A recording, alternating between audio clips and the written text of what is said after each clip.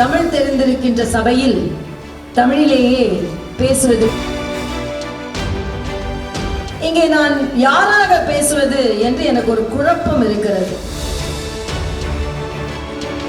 எந்த ஒரு பொறுப்பு வந்தாலும் அந்த பொறுப்பு எந்த சட்டமாக இருந்தாலும் எல்லாவற்றிற்கும் மேலாக உங்களை போன்ற பயிற்சியாளர்களுக்கு நான் சொல்லிக் கொள்வது. அடுத்ததாக பெண்களின் பங்கு அரசியலில் என்ன என்பதை மறுபரிசீலனை செய்ய வைத்தவர். எதையும் நெஞ்சுரம் கொண்டு எதிர்த்து நிற்கும் குமரி தேசத்து அடையாளம். எதற்கும் அஞ்சோம் யாருக்கும் அஞ்சோம் எனும் துணிவும் குழந்தை மனம் கொண்டு அனைவரையும் அரவணைத்து நேசிக்கும் அன்பு மனமும் கொண்ட நமது முன்னாள் ஆளுநர் மேதகு தமிழிசை சவுந்தரராஜன் அவர்களை பற்றிய சிறு குறிப்பு. Be it medicine or public service, when we come across a women leader, we can understand that she is there to open the gates or sometimes break the gates for the women to follow her.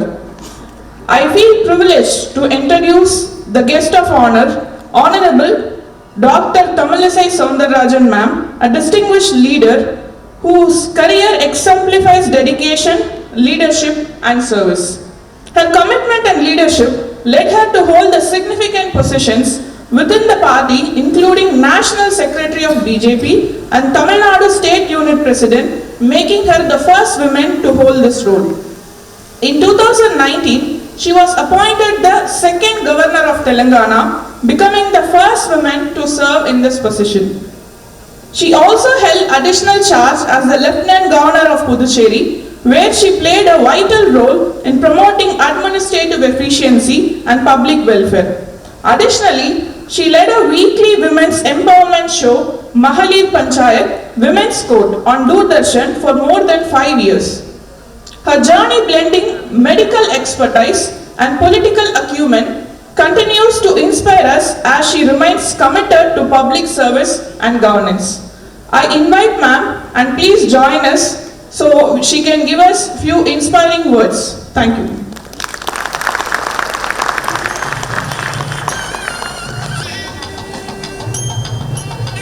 இங்கு கூடியிருக்கும் அனைவருக்கும் முதற்கண் என் வணக்கத்தை தெரிவித்துக் கொள்கிறேன்.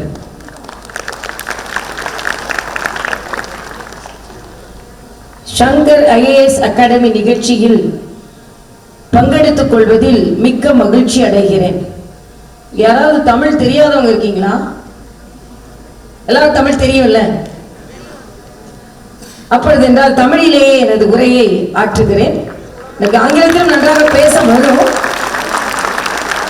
ஆனாலும் தமிழ் தெரிந்திருக்கின்ற சபையில் தமிழிலேயே பேசுவது பெருமை என்பதை உணர்ந்து கொண்டு இங்கே எனக்கு முன்னால் மிகச் சிறப்பாக பேசிவிட்டு சென்றிருக்கின்ற மரியாதைக்குரிய திரு வெங்கையா நாயுடு அவர்களுக்கு எனது வணக்கத்தை நான் தெரிவித்துக் கொள்கிறேன். நெடுநாள் கழித்து அவரை நான் நிகழ்ச்சியில் பார்க்கிறேன். ஆனால் அவர் அகில பாரத தலைவராக இருந்து நான் பாரதிய ஜனதா கட்சியில் பணியாற்றிக் கொண்டிருக்கும் பொழுது அவரது ஏறக்குறைய அத்தனை சொற்பொழிவுகளையும் நான் தான் மொழிபெயர்த்தேன். அதில் அதிகமாக மொழிபெயர்த்தவள் என்ற வகையில் நான் பெருமை கொள்கிறேன். அதே போல இங்கே மரியாதைக்குரிய திரு முன்னாள் கேரள ஆளுநர் திரு சதாசிவம் அவர்கள் மிகச் சிறப்பாக அவர்களது அனுபவத்தை எடுத்து சொன்னார்கள். இங்கே பேசுவதற்கு மிகுந்த தகுதியான நபராக அவர் இருந்தார். ஏனென்றால் உங்களுக்கு இன்று ஒரு சொற்பொழிவு மாதிரி இல்லாமல் ஒரு வகுப்பே எடுத்து விட்டார். அந்த வகையில் உங்களுக்கு எல்லாம் மகிழ்ச்சியாக இருந்திருக்கும். எனக்கு அவரது வாழ்த்துக்களை நான் தெரிவித்துக் கொள்கிறேன். மரியாதைக்குரிய திரு டி ராமசாமி அவர்களுக்கும் மரியாதைக்குரிய திரு ராஜ்குமார் IAS அவர்களுக்கும் மரியாதைக்குரிய மச்சேந்திரநாதன் அவர்களுக்கும் முன்னாள் DGP அவர்களுக்கும் இந்த நிறுவனத்தை மிகச் சிறப்பாக நடத்தி கொண்டிருக்கின்ற திருமதி வைஷ்ணவி அவர்களுக்கும் எல்லாவற்றிற்கும் மேலாக வாழ்க்கையில் உயர வேண்டும் என்று ஒரு மிகப்பெரிய உந்துதலோடு முயற்சியோடு நோக்கத்தோடு இங்கே வந்து அமர்ந்திருக்கும் உங்கள் ஒவ்வொருவருக்கும் பத்திரிகை சகோதரர்கள் உட்பட எனது வணக்கத்தை நான் தெரிவித்துக் கொள்கிறேன். இங்கே நான் யாராக பேசுவது என்று எனக்கு ஒரு குழப்பம் இருக்கிறது. வைஷ்ணவி அவர்கள் என்னை வந்து அழைத்த போது சற்று காலதாமதமாகிவிட்டது. ஏனென்றால் இங்கே எங்கேயுமே எனது பெயர் இருந்திருக்காது அழைப்பிதழில். ஆனால் பெயர் இல்லை என்றால் நான் வரமாட்டேன் என்று சொல்லும் தரம் ரகம் நான் அல்ல. அதனால் நான் வரவில்லை என்றால் மேடையில் பெண்களுக்கான பிரதிநிதித்துவமே இருந்திருக்காது. ஆக பெண்களுக்கான பிரதிநிதித்துவம் கொடுப்பதற்காகவாவது நான் வந்தேன் என்ற வகையில் நான் எனது மகிழ்ச்சியை நான் தெரிவித்துக் கொள்கிறேன். இல்லை என்றால் ஒரு முன்னாள் ஆளுநர் ஆணாக இருக்கும் பொழுது ஒரு முன்னாள் ஆளுநர் பெண்ணாகவும் இருக்க முடியும் என்பதை அங்கே முன்னாள் துணை குடியரசுத் தலைவருக்கு பக்கத்தில் அமர்ந்து அதை சொல்வதில் நான் பெருமை அடைகிறேன். ஏன் நான் யாராக பேச வேண்டும் என்ற ஒரு சந்தேகம் எனக்கு வந்தது என்றால், நான் ஒரு மருத்துவர், ஒரு அரசியல்வாதி, ஒரு சமூகவாதி, ஒரு குடும்ப தலைவி, இதற்கு மேல் தெலுங்கானாவில் ஆளுநர், புதுவையின் துணைநிலை ஆளுநர். ஆக நீங்களோ படிப்பது IAS. ஆனால் ஆளுநராக இங்கே பேசக்கூடாது என்று நினைத்திருந்து, ஆனால் மரியாதைக்குரிய முன்னாள் கேரள ஆளுநர் அவர்கள் ஆளுநராகவும் அதற்கு பின்பு அவர்கள் தலைமை நீதிபதியாகவும் இருந்து அவர்கள் தனது அனுபவத்தை சொன்னதனால் ஆளுநராகவும் சில அனுபவங்கள், ஏன்னா அதுவும் அட்மினிஸ்ட்ரேட்டிவ் தான். அதுவும் குறிப்பாக நான் மரியாதைக்குரிய பாரத பிரதமருக்கு எனது நன்றியை தெரிவித்துக் கொள்வேன். ஏனென்றால் எனக்கு அட்மினிஸ்ட்ரேட்டிவ் கெப்பாசிட்டி முழுவதுமாக அந்த எக்ஸ்பீரியன்ஸ் வந்தது எனது துணைநிலை ஆளுநராக நான் புதுவையில் பணியாற்றிக் கொண்டிருக்கும் பொழுது. எதற்குமே ஒரு துணிச்சல் வேண்டும். எந்த ஒரு பொறுப்பு வந்தாலும் அந்த பொறுப்பை நம்மால் சரியாக நிர்வகிக்க முடியும் என்ற ஒரு ஆளுமை வேண்டும். அந்த தன்னம்பிக்கை இருந்தால் அது எந்தவித பதவியாக இருந்தாலும் அதில் நீங்கள் உயர உயர உயர செல்ல முடியும் என்பதைத்தான் நான் இங்கே வலியுறுத்துகிறேன். எந்த பதவியாக இருந்தாலும் முதலில் தன்னம்பிக்கை வேண்டும், என்னால் இதை செய்து முடிக்க முடியும் என்று. என் முன்னாள் கேரள ஆளுநர் அவர்கள் ஒன்றை சொன்னார்கள், அரசாங்கத்திற்கும் அவருக்கும் நல்ல உறவு இருந்தது என்று. நாங்கள் இந்த இடத்தில் அப்படிப்பட்ட உறவு இல்லை. அதனால் உறவு இல்லை என்றதுக்கு நாங்கள் காரணம் அல்ல, அங்கே முதலமைச்சர்களும் அதற்கு காரணமாக இருந்திருக்கிறார்கள் என்பதை நான் இங்கே பதிவு செய்வதற்காகத்தான் நான் இங்கே இதை சொல்கிறேன். ஏனென்றால் கேரளாவில் article 167 of the Constitution says, whenever it is mandatory, whenever it is possible, whenever it is needed, the chief minister should come and meet the governor. But நான் தெலுங்கானா ஆளுநர், பெருமை மிகு அந்த பதவியை இரண்டாவது முதல் பெண் ஆளுநராக அங்கே பதவி ஏற்கிறேன். ஆனால் முதலமைச்சர் ராஜ்பவனிற்கு வந்து 10 மாதம் ஆனது. ஆக முதலமைச்சர்கள் அப்படி நடந்து கொண்டால் ஆளுநர்கள் எப்படி நடந்து கொள்ள வேண்டும் என்று கான்ஸ்டிடியூஷன் இனிமேல் தான் சொல்ல வேண்டும் என்று நான் நினைக்கிறேன். அது மட்டும் அல்ல, பேச்சுரிமை பற்றி நாம் சொல்கிறோம், ஆனால் ஆளுநருக்கு அங்கே ஆளுநர் உரை அளிக்கப்படவில்லை. அதே போல நாம் குடியரசுத் தலைவராக குடியரசில் ஆளுநர் கொடியேற்ற வேண்டும், அதற்கு பரேடு நடத்த வேண்டும், அந்த உரிமை அங்கே கொடுக்கப்படவில்லை. அதனால் சில இடங்களில் ஆளுநராக எதிர்க்கட்சியை சார்ந்தவர்கள் ஆளுகின்ற இடங்களில் ஆளுநராக பணி செய்வதும் அவ்வளவு சுலபமாக இருந்தது இல்லை என்பதையும் நான் இங்கே பதிவு செய்கிறேன். இன்னொன்று நான் நினைப்பது உண்டு, ஒருவேளை பெண் ஆளுநராக இருந்தால் அவர்களால் உள்ளுர ஒப்புக்கொள்ள முடியவில்லையோ என்ற சந்தேகம் கூட எனக்கு வந்தது. ஆனால் எந்த நேரத்திலும் எனது தகுதியையோ எனது உரிமையையோ நான் விட்டு கொடுத்ததில்லை என்பதையும், ஒரு பெண் என்பதனால் யாரையும் சாதாரணமாக நினைத்துவிடக் கூடாது இந்த அரசியல் அமைப்பு என்பதையும் தெளிவாக நான் இங்கே சொல்கிறேன். அதனால் நாம் நமது உரிமையில், நாம் நமது கடமையில் சரியாக இருக்க வேண்டும். எது எப்படி இருந்தாலும் அவை மக்களுக்கானதுதான். நீங்கள் இன்று IAS, IPS, IFS அதிகாரிகளாக நீங்கள் வரலாம், ஆனால் எல்லாவற்றுமே ஒற்றை நோக்கம் மக்களாகத்தான் இருக்க வேண்டும். நான் புதுவையின் துணைநிலை ஆளுநராக இருக்கும் பொழுது கரோனா உச்சத்தில் இருந்தது. என்ன பிரச்சனைனா, எனக்கு நான் ஒரு மருத்துவராகவும் இருந்தேன், ஒரு அரசியல்வாதியாகவும் இருந்திருக்கிறேன். அதனால் கரோனா உச்சத்தில் இருக்கும் பொழுது அங்கே உள்ள சில அட்மினிஸ்ட்ரேட்டிவ் ப்ரொசீஜர்ஸை நாங்கள் கொண்டு வந்ததனால் நான் பெருமையாக சொல்வேன், தமிழகத்தை விட புதுச்சேரியில் கரோனா சரியாக கட்டுப்படுத்தப்பட்டது என்பதை நான் சொல்வேன். இதுல தமிழக அரசு கோபித்துக் கொண்டால் கூட எனக்கு கவலை இல்லை.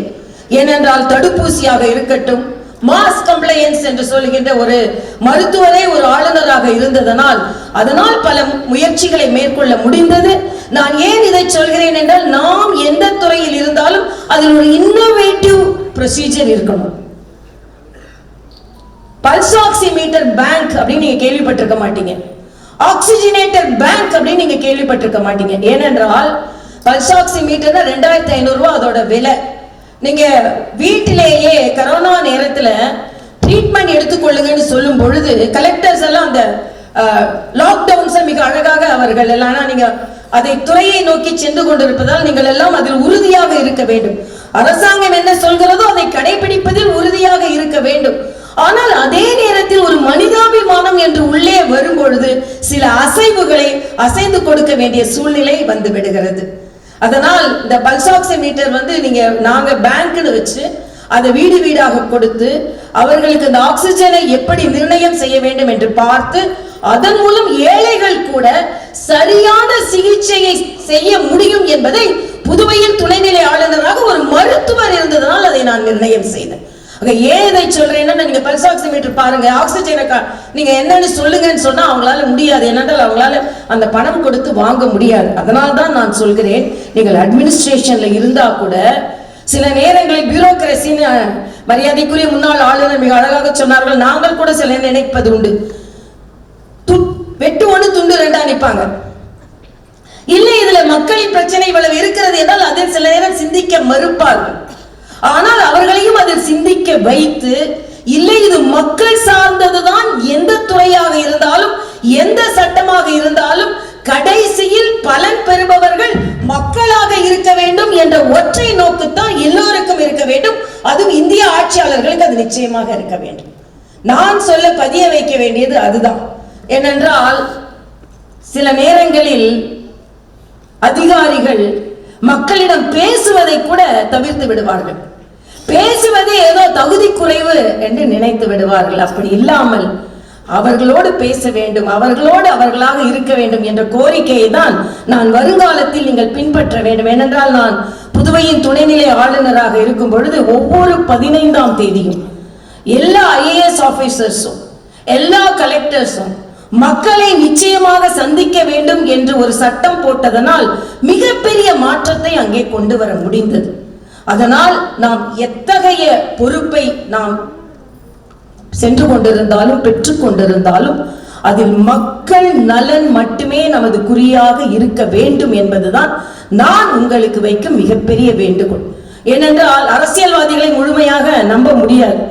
ஒரு அப்பா பையன் அப்பாட்ட கேட்ட, அப்பா தேர்தல்னா என்னப்பா?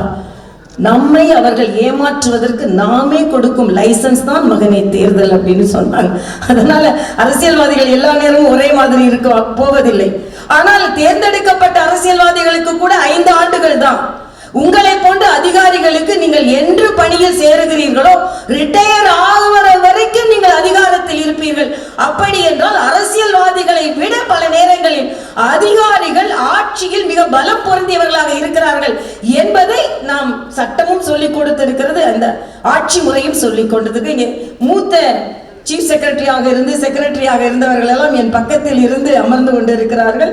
அவர்களின் அனுபவம் நிச்சயமாக உங்களுக்கும் அதில் பலன் தரும். ஆனால் என்னை பொறுத்த மட்டில் நாம் எல்லோருமே ஒரு goal, what's the purpose of a goal? to win the game.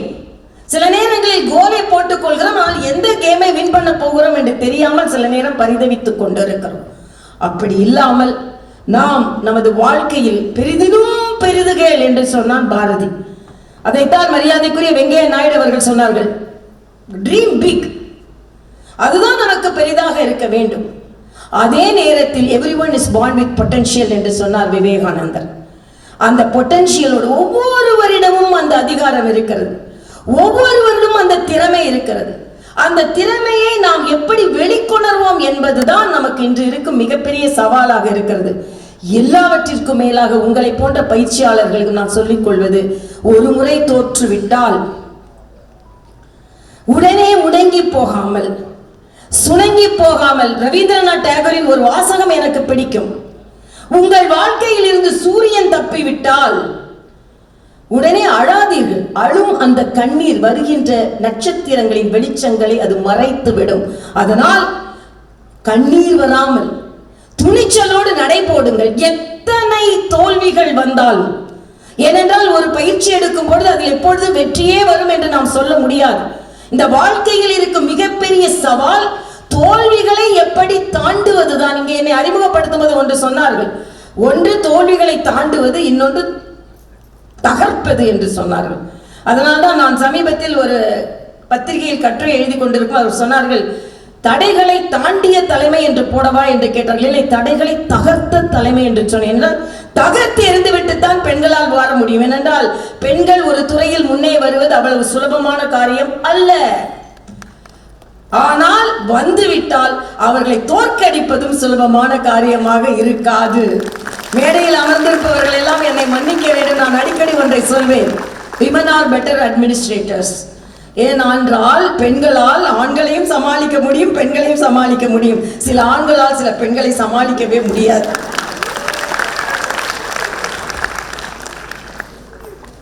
இது யதார்த்தமான உண்மை. நான் 2 மாநிலங்களில் 3 வருடம் புதுச்சேரியிலும் 4.5 வருடம் தெலுங்கானாவிலும் ஆளுநராக இருந்தால் சும்மா இல்லை. அதில் உள்ள திறமை, அதில் உள்ள பொறுப்பு, எந்த அளவிற்கு அதை கொண்டு வருகிறோம் என்று. ஆனால் அதே நேரத்தில் எனது குறிக்கோள் என்ன? நான் அடிக்கடி ஒன்றை சொல்வேன், ships are not made to be parked in the shores. கப்பலாக இருக்கணும். எனது குறிக்கோள் என்ன? கப்பலாக பிறந்துவிட்டு கப்பலாக இருந்துவிட்டு அதை கரையிலேயே மிகவும் பாதுகாப்பாக இருக்க வைப்பது வாழ்க்கையின் லட்சியம் அல்ல. போக வேண்டும், சுனாமி வர வேண்டும், அலைகள் வர வேண்டும், அதையும் தாண்டி இந்த கப்பல் பயணிக்க வேண்டும். அந்த கப்பல் மக்களை ஏற்றிக்கொண்டு அடுத்த கரையை சென்று சேர்க்க வேண்டும். ஆக நமது குறிக்கோள் அப்படியாகத்தான் இருக்க வேண்டும். First come out from a safe zone. அதே நேரத்தில் ஒரு நல்ல டீம் ஒர்க் இருக்கணும். நான் சமீபத்தில் இணையதளத்தில் படித்த ஒரு சின்ன வாசகம், coffee did not know it will be so tasty unless it met the sugar and milk. காபிக்கு தெரியவில்லை நாம் இவ்வளவு சுவையானவர்களாக இருப்போம் என்று. பாலையும் சர்க்கரையையும் சேர்த்த பின்புதான் நாம் இவ்வளவு சுவையாக மாறுவோம் என்று காபிக்கு தெரிந்ததா. இது ஒரு சின்ன ஃப்ரேஸா இருந்தா கூட நம்மோடு எப்படி நல்லவர்களை இணைத்துக் கொண்டு ஒரு குழுவாக நம்மால் பயணிக்கும் பொழுது நம்மால் சிறப்பாக வெற்றி பெற முடியும் என்று சொல்லி நான் அதிக நேரம் எடுத்துக்கொள்ள விரும்பவில்லை. ஆனால் தன்னம்பிக்கையோடு நடைபோடுங்கள், தடைகளை தகர்த்து எறியுங்கள். அதே நேரத்தில் ஒரே ஒரு சின்ன கதை, பயிற்சி என்றால் என்பதை மிக சுருக்கமாக சொல்லி, எதையும் சாதிக்கும் திறமை, எதையும் எதிர்கொள்ளும் வலிமை எப்பொழுது வருகிறது என்றால் அனுபவத்தினால் வருகிறது. அந்த அனுபவத்தை எவ்வளவு பெறுகிறோமோ அந்த அளவிற்கு நாம் வெற்றி பெற முடியும். அதனால்தான் கவிஞர் கண்ணதாசன் ஒருவர் கேட்பார், கல்வி என்றால் யாதென கேட்டேன், கற்றுப்பாரன இறைவன் சொன்னான். இறைவனை பார்க்கிறாரு. ஏன் இந்த அனுபவம் வேண்டும் என்றால் அது பயிற்சியினால் வரும், முயற்சியினால் வரும், படிப்பினால் வரும். அதனால் கவிஞர் கண்ணதாசன் சொல்ல, இறைவனை பார்த்து ஒருவன் கேட்டான், கல்வி என்பது யாதென கேட்டேன், கற்றுப்பாரன இறைவன் சொன்னான். திருமணம் என்பது யாதென கேட்டேன், செய்து பாரன இறைவன் சொன்னான். குழந்தை என்பது யாதென கேட்டேன், பெற்று பாரன இறைவன் சொன்னான். இறைவா, எல்லாமே நானே செய்து பழகி கொண்டேன் என்றால் நீ எதற்கு என்று கேட்டான். அந்த அனுபவம் தான் நான் தான் என்றான் இறைவன். ஆக அதுதான் அனுபவம். ஆக எல்லாவற்றையுமே பயிற்சி செய்து முயற்சி செய்தாதான் இறைவனும் நமக்கு வசப்படுவான். நாங்க எங்க வீட்டுல 5 பேரு. எங்க பாட்டி என்ன செஞ்சாங்க, நான் செத்து போயிடுவேன், என் பேத்திக்கு சீக்கிரம் கல்யாணம் பண்ணு சொல்லிட்டு என் பையனோட கல்யாணத்தை பார்த்து தான் எங்க பாட்டி செத்தாங்க. அது வேற விஷயம். அதனால வீட்டுல பெரியவங்க இப்படி வேற சில தொந்தரவு பண்ணுவாங்க. அதனால திருமணம் ஆன பிறகு கூட படிப்பதற்கு தடை இல்லை என்பதை உங்களுக்கு நான் சொல்கிறேன். முதல் வருடம் படிக்கும் பொழுதே எனக்கு திருமணம் ஆகிவிட்டது. திருமணம் ஆன பிறகு தான் என்னோட ஃபர்ஸ்ட் செமஸ்டரை நான் எழுதினேன். ஏன் இதை சொல்கிறேன் என்றால், அந்த அமைதி, அந்த துணிச்சல் மட்டுமல்ல, நமக்கு எல்லாம் தெரியும் என்று கற்றுக்கொள்ள இந்த கான்ஃபிடன்ஸ் வருது பாருங்க. இந்த கான்ஃபிடன்ஸை நம்ம கெயின் பண்ணணும். இதான் பயிற்சி. பதற்றப்பட்டால் அகண்ட பாத்திரத்தில் கூட கை நுழையாதுன்னு நம்மளது பழமொழி. அல்ல, எக்ஸாம் போகும்போதோ சரி, பயிற்சியும் போதும் சரி, எந்த விதத்தில் நம்ம எவ்வளவு அறிவாற்றலை பெறுகிறோமோ அப்பொழுது நாம் அமைதியாகி விடுவோம். பதற்றமே இல்லாமல் நீங்கள் பயிற்சியை மேற்கொள்ளுங்கள், பதற்றமே இல்லாமல் நீங்கள் பரீட்சையை மேற்கொள்ளுங்கள். அப்பொழுது அது எவ்வளவு வெற்றியை தருகிறது என்று உங்களுக்கு நன்றாக தெரியும். ஆக நல்ல ஒரு முயற்சியை மேற்கொண்டு இருக்கிறீர்கள். வருங்காலத்தில் நீங்கள் எல்லாம் இந்திய ஆட்சி பொறுப்பில் IAS இந்தியன் அட்மினிஸ்ட்ரேட்டிவ் சர்வீஸ், அதே போல இந்தியன் ஆக்டிவ் சர்வீஸ் ஆக்டிவாக இருக்க போகிறீர்கள். நீங்கள் அனைவரும் வெற்றி பெறுவதற்கு ஏதாவது ஒரு வகையில் நோக்கம் நன்றாக இருந்தால் நிச்சயமாக உங்களது வாழ்க்கை நன்றாக இருக்கும். உங்கள் நோக்கம் நன்றாக இருக்கிறது, அதனால் நீங்கள் நிச்சயமாக வாழ்க்கையில் மேலே வருவீர்கள், நல்லவர்களாக வல்லவர்களாக என்று உங்களை வாழ்த்தி உங்களிடம் விடைபெறுகிறேன். நன்றி. The very proof a woman can handle everything and everyone at once and be very good at all those challenges and be cool about it. Thank you, ma'am. We feel empowered and great through your words. இந்தியாவே 33% என்று பேசிக் கொண்டிருக்கும் பொழுது ஒரே ஒரு சதவீதம் மேடையில் இடம் கொடுத்தாலும் 100% அதை எப்படி முழுமையாக பயன்படுத்திக் கொள்ள வேண்டும் என்பதை முன்னுதாரணமாக காட்டி சென்ற நமது மேதகு முன்னாள் ஆளுநர் அவர்களுக்கு மிக்க நன்றி.